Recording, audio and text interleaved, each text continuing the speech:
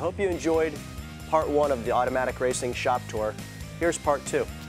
One of the luxuries we have at Automatic Racing, which has really helped us out the last several years, is we have a spare car. This served as one of our spare cars this season. It potentially will become a primary car for 2010. Our plan is to run one of these cars, at least one of these E46 M3s, along with the E92, which unfortunately isn't here right now. It's getting painted, all the fabrication work's done, and now it's to paint.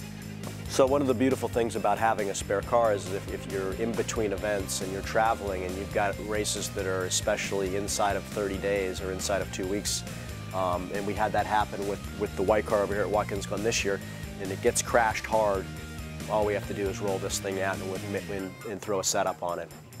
This is what now is the 91 car, which used to be the 09 car that won the championship in 2007. As you can see, it's got extensive body damage from an unfortunate car-to-car contact at Watkins Glen, and therefore contact at the top of the S's with the guardrail, unfortunately.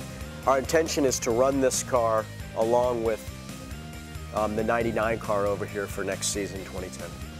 Here we have what BMW designates an S54, which is the engine that belongs in the E46 M3.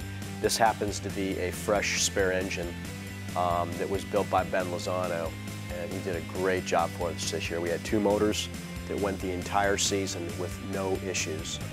We've tested it, we put a lot of time on these motors, and they've been bulletproof. This room here is basically a grinding room. This is where we're grinding on parts, making parts, anything that's going to create any dirt or dust. And so we try and contain it all in this room so it doesn't get out into the shop on different race cars. And so that's pretty much what we do here. It's concealed by 2 doors, closes it up. When we're grinding in here, all the doors are closed. As you can see here, we put the rule book to good use here at Automatic Racing. The 2009 rule book next to the Napa tools and equipment catalog.